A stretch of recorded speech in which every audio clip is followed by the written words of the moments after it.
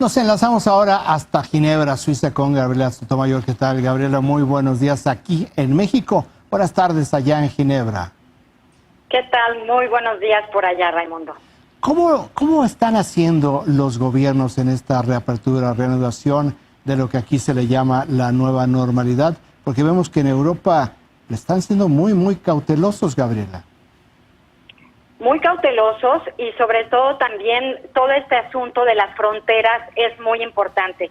Entonces, por ejemplo, aquí en Suiza también el sistema de Naciones Unidas empieza a prepararse para la reapertura, pero también hay todos esos problemas de las fronteras con Austria, con Alemania, con Francia, y entonces tiene que haber un acuerdo entre todos para abrir estas fronteras, y por lo pronto Suiza nos anuncia que el 15 de junio, el 15 del mes próximo, ya se van a abrir estas fronteras con estos países que te menciono, excepto con Italia.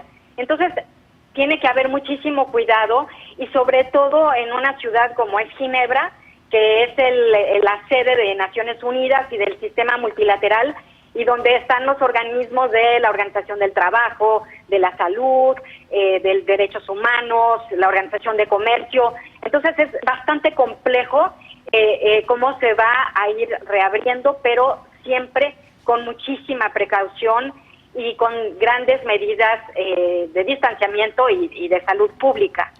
Uno pensaría, cuando ve uno que México ya va a reabrir y ve los países europeos donde llegó la pandemia con varias semanas de antelación, ¿cuál es la razón por la que ha tardado tanto, si lo vemos en el parámetro mexicano, para restablecerse?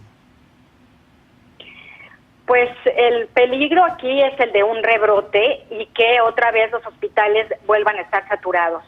Entonces, por ejemplo, Suiza, que es un país de 8 millones de habitantes, en donde, por ejemplo, la ciudad de Ginebra tiene 500,000 de habitantes, y en donde ha habido 30,000 casos, y ha sido de los más afectados en Europa. Y apenas se está abriendo.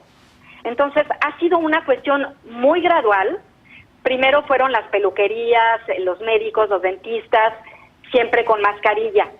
Después las escuelas, los restaurantes, las tiendas, pero siempre con mucha cautela, y siempre el gobierno haciendo una evaluación muy detallada de cómo se vio la reacción y cuántos casos hubo. En este momento, por ejemplo, en Suiza hay un promedio de 20 casos diarios. Entonces, es un momento en el que se puede pensar en una reapertura, pero ya llevamos un tiempo en donde va esto de bajada y con estas medidas de precaución muy estrictas. Oye, todos los países en Europa cerraron sus fronteras. ¿Esto había pasado alguna vez en la historia de Europa?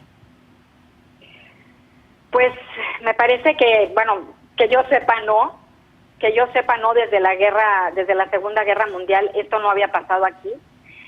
Las fronteras, al contrario, las fronteras tienden a abrirse cada vez más.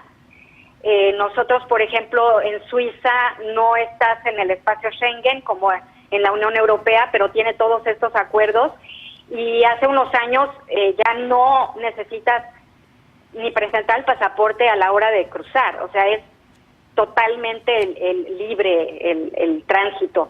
Esto no lo habíamos visto desde hace muchísimo tiempo, y me atrevería a asegurarte que desde la Segunda Guerra Mundial esto no había pasado aquí. En el caso de Suiza, en el resto de Europa, no había ni fronteras. Gabriela, muchísimas gracias por este reporte. Muy buenos días. Aquí, buenas tardes allá en Ginebra. Síguete cuidando. Sí, claro que sí, Raimundo. Ustedes también por allá. Muy bien, Gabriela Sotomayor desde Ginebra, Suiza. Vamos.